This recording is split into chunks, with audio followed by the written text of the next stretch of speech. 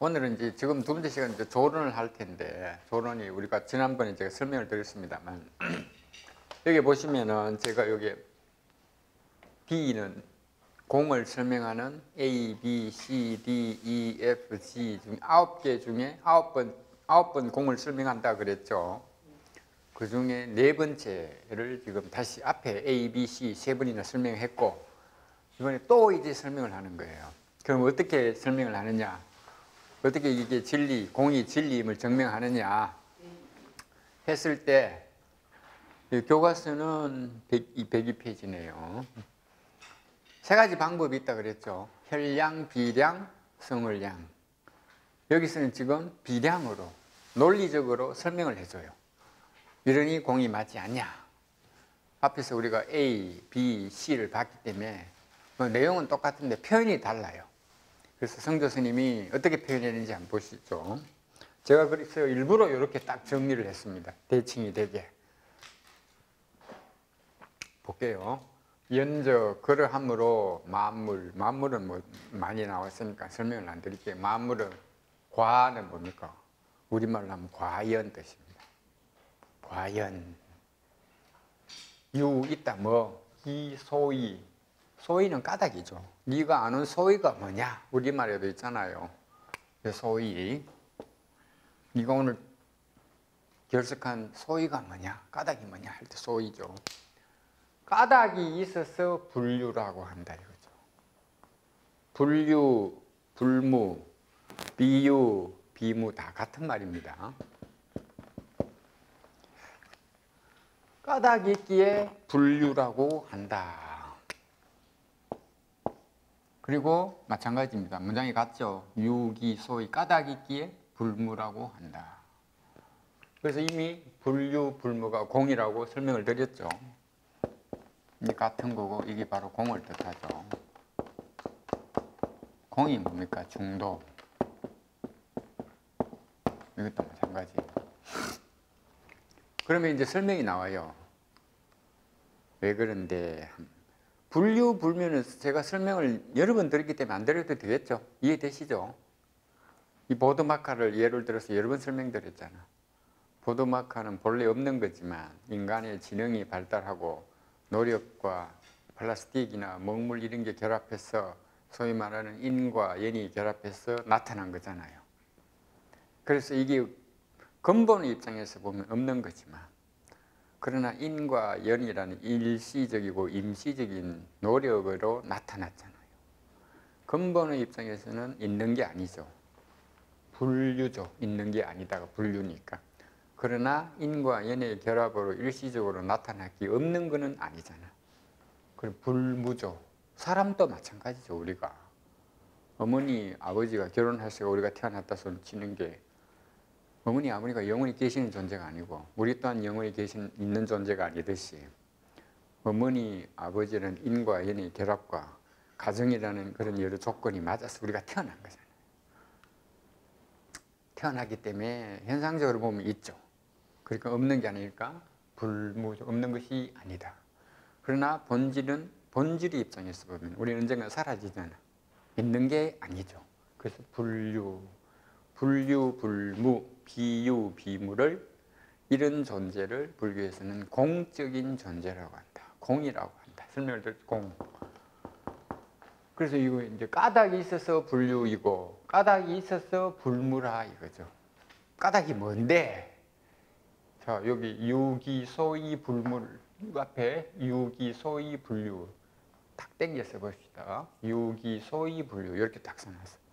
앞에 나왔고 뒤에 나왔기 때문에 논리적으로 앞에 걸 먼저 설명을 합니다. 이거는 제가 쓴 게 아니고 원문이 이래요. 다만 여러분들이 알아보기 쉽게 대조해서 써놨다는 겁니다. 유기, 소위, 분류. 까닭이 있어서 분류이다. 그래서 수는 비록 뭐뭐라도잖아. 유, 존재하지만 이 비유라. 있는 것이 아니다.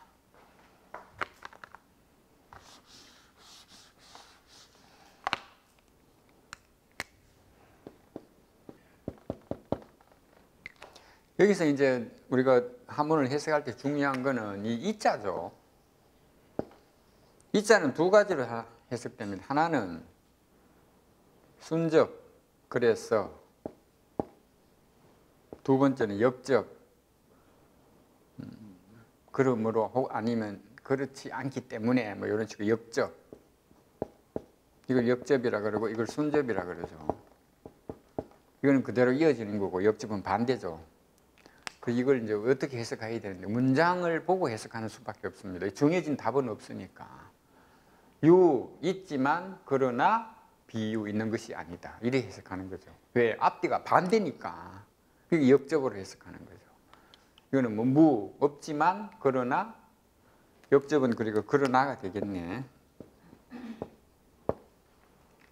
비무 없는 것이 아니다. 이렇게 되죠. 자, 이제 여기에서 이자가 중요하다는 거 보시고 이걸 한번 볼게요. 유기 소위 그 까닭이 있기에 분류인데 분류라는 거는 있는 것이 아니다 뜻이잖아요. 분류. 그래서 비록 있지만 있는 것이 아니다. 유의 비유라. 왜 있지만 있는 것이 아니죠? 인과 연이라는 일시적인 조건에 의해서 나타났기 때문에 영원히 존재하는 게 아니라 이 말이죠. 그런 걸 비유 혹은 분류라 한다 이거죠. 그럼 밑에도 이해가 되겠네요. 유기 소위 불무. 까닭이 있어서 불무라 이거죠. 불무 없는 것이 아니다 이 말이잖아요. 불무가 없는 것이 아니기로 그래서 비록 무의 비무라. 없지만 없는 것이 아니다. 없지만 없는 것이 아니다가 뭡니까? 보드마카는 본질이나 근본의 입장에서는 있을 수 없는 존재인데 말씀드린 대로 인과 연의 결합으로 이 보드마카라는 모습이 나타났단 말이에요. 그래서 본래는 없는 건데 일시적으로 임시적으로 이 모습이 있기 때문에 모습은 있기 때문에 없는 것이 아니래요. 무의 비무라. 유의 비유, 무의 비무란 말 이해되시죠? 이 한문 어려운 자는 하나도 없잖아요. 아까 우리 시 볼 때 얼마나 어려웠어요. 해로, 호리 이런 한자 처음 보는 한자잖아. 근데 여기 한문 뭐 모르는 한자 있습니까? 없어요. 없는데 왜 해석이 안 될까? 이치를 정확하게 몰라서 그래요. 이 한자 어려운 게 뭐 있습니까? 여기 뭐 무자, 유자밖에 없는데. 근데 이 짧은 간단한 한자로 이래 깊은 내용을 설명을 해놨다고. 그러니까 뛰어난 거죠. 여기까지가 됐죠. 딱딱 대조가. 여기서 이제 우리가 한자를 볼 때 이렇게 여기 이거 세미콜론이라 그러나? 요게 아니고 요래 돼 있잖아. 통상 한문에서 표점이 중요한데 우리나라 한문을 번역하는 책을 보면 이 표점을 안 찍어놔요. 표점을 안 찍어놓으면 이걸 어떻게 해석했는지를 알 수가 없어. 한문 실력 있는 사람은 표점을 잘 찍는 사람이에요. 우리말로 하면 현토를 잘 다는 사람이 진짜 실력 있는 사람. 한문 비문에 가보면은 그 비문에 빽빽하게 적어놓은 한문에 마침표 있습니까? 없습니다. 그럼 그걸 어떻게 끊어 읽느냐 이게 중요하잖아요. 그게 실력 있는 사람은 딱딱 끊어 읽잖아. 내용에 맞게. 아무 때나 끊어 읽으면 말이 안 통하잖아요. 그 끊어 읽기가 표점이거든요. 표점은 이리 문장 부호, 마침표냐, 의문문이냐, 평서문이냐, 긍정문이냐, 감탄문이냐 이 표시를 해주는 걸 표점이라고 해요. 그래서 이 두 개 땡땡하고 요거하고는 의미가 천지 차이다. 요 땡땡은 통상 누가 말하다, 말 내용이 뭔데 요렇다 할 때 요걸 땡땡을 써. 근데 요거는 앞과 뒤가 대비될 때 쓰는 거예요. 보시면은 요 문장하고 요 문장 구조가 똑같잖아. 문장 구조가 똑같잖아요. 같은데 대비되니까 이렇게 표점을 제가 찍어 놓은 거야. 그러면 요거 보면은 요 앞에 문장하고 요 뒤에 문장이 대비되는구나를 알 수 있는 거라. 거기 말고 요 밑에도 지금 요리 돼 있잖아요. 그러니까 요 문장하고 요 문장이 또 대비되는 거라. 요 표점을 딱 보면은 이게 한문이 이 사람은 이 한문을 어떻게 읽었구나, 어떻게 해석하는구나가 드러나요. 만약 이런 것도 없이 생짜배기로 이렇게 해석을 하면은 진짜 뭐 아무 근거도 없이 해석하면은 틀릴 가능성이 높습니다. 고전 한문은 특히 그래요. 우리가 영어를 한국식으로 해석하면 콩글리시라고 그러잖아. 한문도 마찬가지예요. 그래서 한문이래 해석, 다른 분야는 제가 몰라서 모르겠고 말씀을 드릴 수 없고, 불교 분야 이래 한문 해석하는 거 보면 표점이 없어. 그 표점이 없으면 저는 이게 이분이 어떻게 이해를 해서 해석을 했는지 궁금해요. 어디서 꺼내 읽었는지, 이 문장을 어문문이라고 보는지, 이 문장을 감탄문이라고 보는지 알 수가 없잖아요. 영어에 감탄문 같으면 이거 뭐 이렇게 감탄 표시하고 어문문이면 이런 표시하잖아요. 마찬가지로 한문도 마찬가지고, 한문도 문장이잖아. 이것도 외국어잖아요. 외국어, 우리말이 아니고. 일단 그래서 요 첫 번째 대꾸가 이제 됐고, 이건 이제 두 번째죠. 두 번째 한번 보세요. 요거 땡겨봤죠. 수무이 비무, 수무이 비무. 이 앞에 땡겨봤죠. 수유이 비유. 이렇게 딱딱 땡겨봤다고. 수무이 비무. 없지만 없는 것이 아니므로. 무자, 여기서 무라는 것은 부절허. 절은 뭡니까?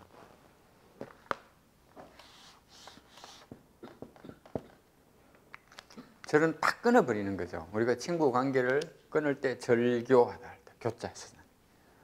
끊는데 뭘 끊어? 허는 뭡니까? 텅 빈 거, 아무것도 없는 거잖아요. 아무것도 없도록 끊어버리는 게 아니라 이 말이에요. 그런 무가 아니라 이 말이죠. 그리고 뭡니까? 여기 수유이 비유. 있는 것이나 있는 것이 아니므로 이 유라는 것은 비진유. 참된 있는 것이 아니다. 이거 보도마카를 설명을 다시 드리면 이건 참되게 있는 것이 아니다. 왜? 근본의 입장에서 보면 언젠가는 사라지기 때문에. 불교에서 참되게 있다고 말하는 것은, 항상 있다고 말하는 것은 상황이 어떻게 변하더라도 사라지지 않는 존재를 항상 있다고 표현해요. 근데 이 보도마카를 여기 놔두면 100년 뒤에 좀 자연스럽게 사라지잖아요. 불에 넣어도 타버리잖아요. 그러니까 진짜로 있는 존재가 아니라고 이런 거예요. 그럼 반대로 부절허는 뭡니까? 허, 없는 것을 끄는 것이 아니다. 무라는 건 아무것도 없는 걸 무라고 하는 것이 아니라고. 현상적으로 나타나지 않은 존재. 그렇지만 인과 연의 조건이 딱 충족되면 나타나는 존재. 예를 들어서 부부가 갓 결혼하면 애가 없잖아요. 정상적이고 건강한 부부라면 1년이나 2년 지나면 애가 태어나죠. 그 애를 없다고 할 수 없잖아. 근데 그 애가 있는 거냐? 영원히 사는 애는 또 아니잖아. 나이 100살 되면 죽잖아요. 그런 걸 표현하는 거예요. 그런 존재를 공이라고 한다고, 불교에서는. 여기 보시면은 이 죽비 참 이쁘게 잘 만들었는데, 이거 영원히 존재하는 게 아니잖아요. 언젠가는 사라지잖아. 가만 놔둬도 시간이 지나면 지절로 이거 쓰고 없어져. 이런 존재는 영원히 존재하는 게 아니에요. 그렇지만은 100년이라는 시간 동안 일시적이고 임시적으로는 존재하잖아. 이런 존재. 비유, 있는 것도 아니고 그렇다고 없는 것도 아니고 비유, 비무. 이런 존재를 공이라고 한다. 그럼 여기서 지금 증명이 됐네요. 그럼 이제 유와 무의 뜻이 이해가 됐죠? 약유, 만약 있음이 부즉진, 참된 것이 아니라면 무불이적. 여기서 중요한 건 이자입니다. 이거 이자 모르는 사람 없죠? 다 아시잖아요.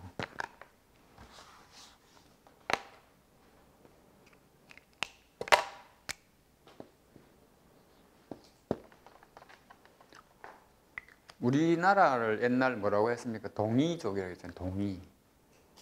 남만, 북적, 서융, 동이. 중국 걸 중심으로 봤을 때 동쪽에 있는 사람을 이라고 표현하고, 남쪽에 있는 사람을 만, 북쪽에 있는 사람을 적, 서쪽에 있는 사람을 융이라고 표현했어요.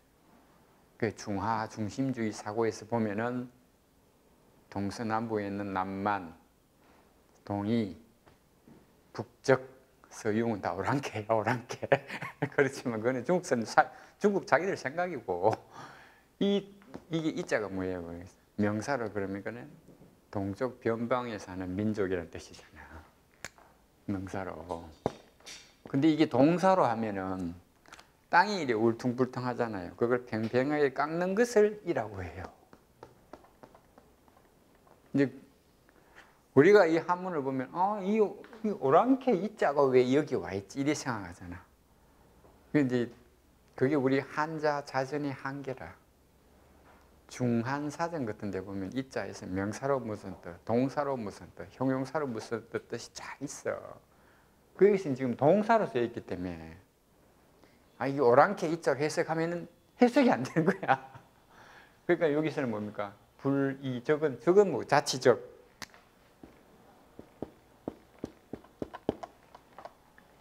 그럼 이자가 깎다, 없애다 뜻이니까 자치를 없애는 것이 아니다 이 말이에요. 뭐가? 무가. 무라고 한다고 해서 자치를 없애듯이 아무것도 없는 것이 아니라고. 지금 우리 눈에는 안 보이는 것처럼 보이지만 우리 눈에 지금 예를 들어서 겨울에 우리가 보리를 심은 땅 밑에 있을 때 눈에는 일시적으로 보리가 안 보이잖아요. 그러나 봄이 돼가지고 적당한 온도와 습도가 되면 보리가 싹 돋아나죠. 그런 상태. 그럼 이 보리가 봄에 돋아나서 그 보리가 영원히 사는 게 아니죠. 한 6, 7일 되면 잘라버리잖아. 그런 존재. 있는 것 같지만 참되게 있는 게 아니고 없는 것 같은데 조건이 맞으면 태어나고 이런 존재를 불교에서는 공이라고 표현해요. 공. 아무것도 없는 허공할 때도 공이라고 하지만 불교에서 말하는 공사상 할 때 공은 방금 말씀드린 이런 겁니다. 그러면 우리 사람의 존재, 여기 탁자나 황룡원, 이 중도탑, 경주시내, 우주, 대한민국도 전부 공적인 존재죠. 언젠가는 사라지는 거니까. 그래서 여기에 보면 이것도 딱 되잖아요. 유, 무. 유, 무. 딱 대꾸가 되잖아. 유가 진짜로 있는 것이 아니면 무는 자치를 없애서 아무것도 없게 만드는 게 아니다 이 말이죠.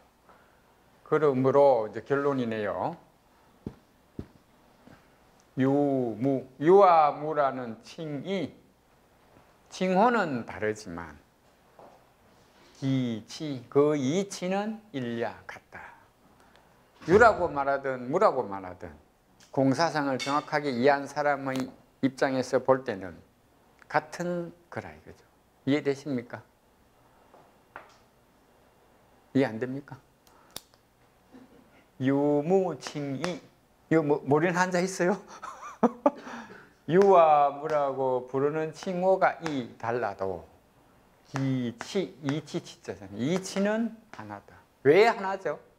보드마카는 하나인데 이 보드마카의 본성을 꿰뚫어 보는 사람한테는 이게 성의제가 되고 그냥 본성을 꿰뚫어 보지 못하고 이걸 보드마카라고 부르는 거지. 그래 보드마카가 저기 있네 라고 생각하면 세속제가 되고 하나의 사물 안에 세속제와 성의제가 들어있고 하나의 사물을 정확하게 꿰뚫어 보는 사람 앞에서는 사람한테는 이 보드마카가 언젠가는 사라지는 존재지만 일시적이고 현상적으로 지금 또 있는 존재니까 유이지만 무이기도 하죠.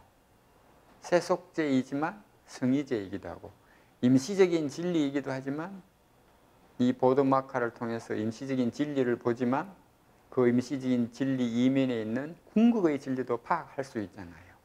그러니까 뭡니까? 유와 무라는 칭호가 달라도 보드마카가 있니 없니라고 말은 달라도 보드마카의 본성을 꿰뚫어 보는 사람이 볼 때는 같은 진리를 표현한 하나의 사물이다. 이해되시죠?